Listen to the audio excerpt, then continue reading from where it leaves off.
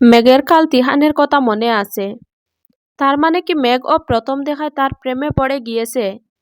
তিহানের মন আনন্দে আর খুশিতে উচ্ছ্বাসিত হয়ে ওঠে। তিহান বলে, জি, আমি তিহান। কাল বৃষ্টির মধ্যে আমার আপনার দেখা হয়েছিল। মেঘ তার কাঁধে থাকা ব্যাগের চেইন খুলে সেখান থেকে একটা ছাতা বের করে, যা কাল তিহান বৃষ্টির মধ্যে দিয়েছিল। মেঘ ছাতা হাতলে ধরে তিহানের দিকে বাড়িয়ে দিয়ে বলে, তিহান, এই নিন আপনার ছাতা। আর কালকে বৃষ্টির মধ্যে সাহায্য করার জন্য ধন্যবাদ আপনাকে। তিহান মেঘের হাত থেকে ছাতা নেয়। এরপর বলে, ছাতার জন্য আপনাকেও ধন্যবাদ। মেঘ, আপনি কি বসার জন্য সিট খুঁজছেন? এই প্রথম সারিতে জায়গা আছে। আপনি চাইলে এখানে আমার পাশে বসতে পারেন। মেঘ তিহানের পাশে বসার জায়গা দেখল, কিন্তু প্রথম সারিতে বসার অভ্যাস মেঘের নাই। মেঘ সবসময় সবার শেষে বসতে পছন্দ করে। আর এই প্রথম সারিতে বসে থাকা মেয়েরা খুব অহংকারী আর বাচাল। মেঘ পড়াশোনা বা ক্লাসের মধ্যে ডিস্টার্ব পছন্দ করে না। মেঘ বলে, সরি তিহান, সত্যি বলতে আমি প্রথম সারিতে বসতে খুব একটা পছন্দ করি না।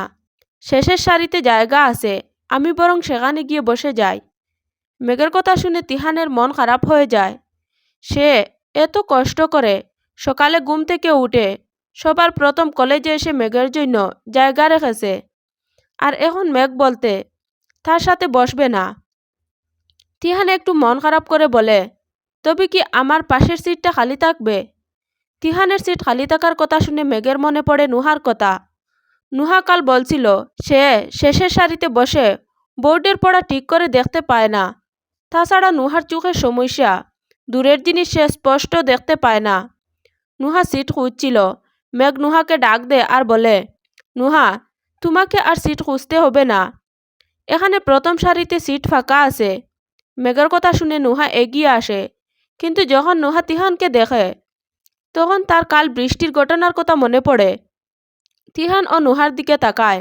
এরপর অবাক হয়ে জুড়ে বলে উঠে, মিস জগড়টে আপনি? মিস্টার শয়তান আপনি।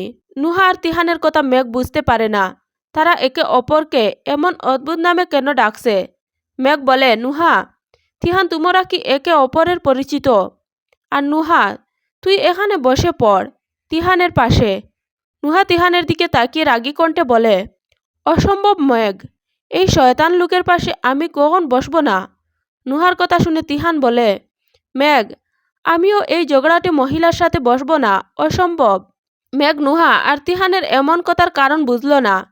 মেঘ কিছু বলতে যাবে তার আগে ক্লাসে স্যার প্রবেশ করে সকল ছাত্রছাত্রী দ্রুত তাদের সিটে বসে পড়ে।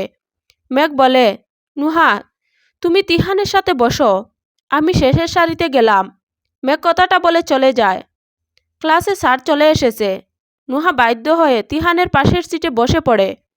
তিহান নুহার দিকে তাকিয়ে মুখ বেঞ্চি দিয়ে বলে, বিরিয়ানি 1টা ঘন্টা অপেক্ষা করলাম, আর শেষে কপালে জুটল ডাল ভাত।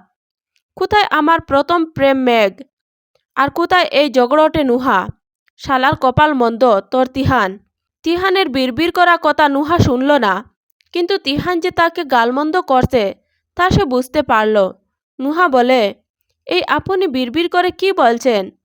তিহান নুহার দিকে তাকিয়ে বলে, যা আপনি শুনছেন তাই বলেছি। শয়তান, খাটাস বজ্জাত লোক হলেন আপনি। ঝগড়াটে, কর্কটি আর দরজাল মহিলা হলেন আপনি। তিহান আর নুহা একে অপরের এই কথাগুলো বলে অন্যদিকে মুখ ঘুরিয়ে নেয়। ক্লাসে উপস্থিত স্যার ক্লাস করানো শুরু করে।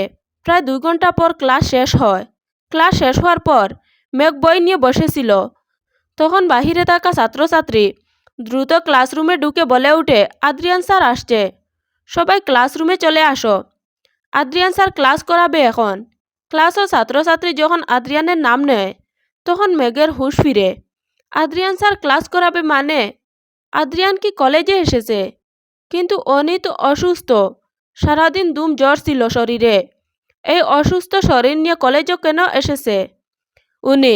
মেঘের ভাবনার মাঝে আদ্রিয়ান ক্লাসরুমে প্রবেশ করে। সকল ছাত্রছাত্রী উঠে দাঁড়ায়।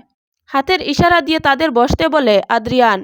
সকল ছাত্রছাত্রীর মধ্যে আদ্রিয়ানের চোখ যায় মেঘের দিকে। মেঘ তার দিকে রাগী আর কিছুটা অবাক হয়ে যাওয়া দৃষ্টিতে তাকিয়ে আছে। হয়তো সে অসুস্থ শরীর নিয়ে কলেজে এসেছে বলে রাগ করছে। সকালে আদ্রিয়ানের ঘুম ভাঙে 10টায়। কাল জ্বরের ঔষধের সাথে কড়া ঘুমের ঔষধ খেয়েছিল, যার জন্য ঘুম থেকে উঠতে দেরি হয়ে যায়। আর সকালে জ্বর কমে গিয়েছিল আর শরীর সুস্থ লাগছিল, তাই কলেজে এসেছি। ক্লাস মিস দেওয়া উচিত হবে না। কাল রাতে মেঘ যে তার সেবা করছিল তা আদ্রিয়ান ভুলে যায়নি। সকালে উঠে মেঘ কলেজে চলে এসেছে, যার জন্য তাকে ধন্যবাদ অবধি দেওয়ার সুযোগ হয়নি তার। আদ্রিয়ান ক্লাস শুরু করে দেয়। মেঘ আদ্রিয়ানের দিকে দাঁত কটমট করে তাকিয়ে মনে মনে বলে, অসুস্থ শরীর নিয়ে ক্লাস করার খুব শখ না আপনার? ঠিক আছে, করুন ক্লাস। রাতে যদি আবার জ্বর আসে তখন মেঘ কিন্তু সেবা যত্ন করবে না। তখন আপনার ভালোবাসার জিয়াকে বলে দিয়েন সারা রাত জেগে তার প্রিয় আদ্রিয়ানকে সুস্থ করতে। মেঘের টেকা পড়েছে এমন গাড়তেরা লোকের জন্য চিন্তা করতে। ক্লাস চলাকালীন মেঘ একবারও আদ্রিয়ানের দিকে তাকায় না, যা আদ্রিয়ানের নজর এড়ায় না। ক্লাস শেষ করে যখন ক্লাসরুম থেকে বের হয়ে যাবে আদ্রিয়ান তখন শেষের সারিতে বসে থাকা মেঘকে বলে, মেঘ, তোমাকে আমার কিছু নোটস দেওয়ার আছে, একবার আমার কেবিনে আসো। আদ্রিয়ানের বলা কথাটা মেঘ শুনে ক্লাসের সকল শিক্ষার্থী মেঘের দিকে চোখ বড় বড় করে তাকিয়ে আছে। মেঘ তা খেয়াল করলো, তবে কিছু বলল না। কলেজে আদ্রিয়ান তার টিচার, তার আদেশ মেঘকে পালন করতে হবে। মেঘ বড় বড় পা ফেলে ক্লাসরুম থেকে বের হয়ে যায়। আদ্রিয়ান ক্লাসরুম থেকে বের হয়ে কেবিনে যায়। কেবিনের দরজা খুলে ভিতরে প্রবেশ করে দেখে সেখানে জিয়া বসে আছে। জিয়াকে দেখে আদ্রিয়ান খুব বেশি অবাক হয় না, কিন্তু বিরক্ত হয়। আদ্রিয়ান মুখ একরাশ বিরক্তি নিয়ে বলে, জিয়া তুমি এখানে কি করছো? জিয়া, এইটা কলেজ, এখানে অন্তত অসভ্যতামি করো না। বেহায়ার মতো সব জায়গায় চলে আসো কেন? আদ্রিয়ানের কথা শুনে জিয়া বলে, আদ্রিয়ান তুমি রাগ করছো কেন? আমি তোমাকে একটা গুড নিউজ দেওয়ার জন্য এখানে এসেছি। কি গুড নিউজ?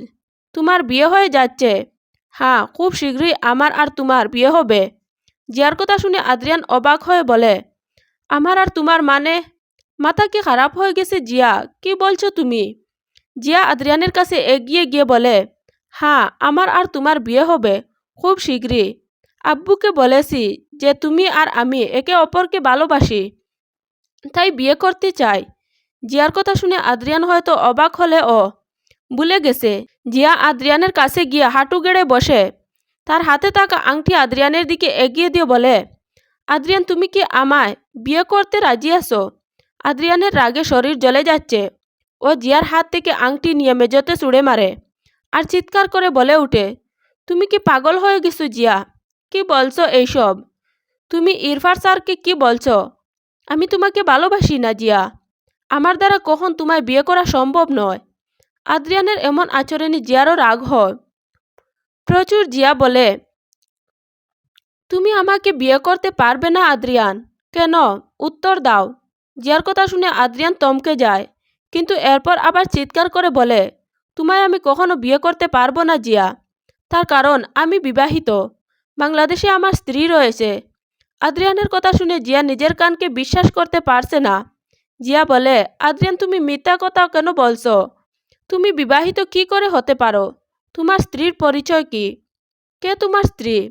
আদ্রিয়ান শান্ত স্বরে বলে, আমি তোমায় মিথ্যা কথা বলছি না জিয়া। আমি সত্যি বিবাহিত। আমার স্ত্রীর নাম মালিহা। একজনকে বিয়ে করে তাকে ডিভোর্স না দিয়ে অন্য কারোর সাথে সংসার করা আমার দ্বারা সম্ভব নয়। পরকীয়া করার মতো এমন জঘন্য কাজ আমি করতে পারবো না জিয়া। আদ্রিয়ান আর জিয়ার কথা দরজার বাহিরে দাঁড়িয়ে থাকা একজন মানুষ শুনছিল, যার নাম মেঘ। মেঘ টাই হয়ে দাঁড়িয়ে আছে। তার কানে শুধু একটা কথা ভেসে ওঠে, আমার স্ত্রীর নাম মালিহা। মেঘের মনে পড়ে তার আইডি কার্ডের নাম মালিহা। তবে কি আদ্রিয়ান মেঘকে স্ত্রী হিসাবে পরিচয় দিল, তাও আবার জিয়ার সামনে?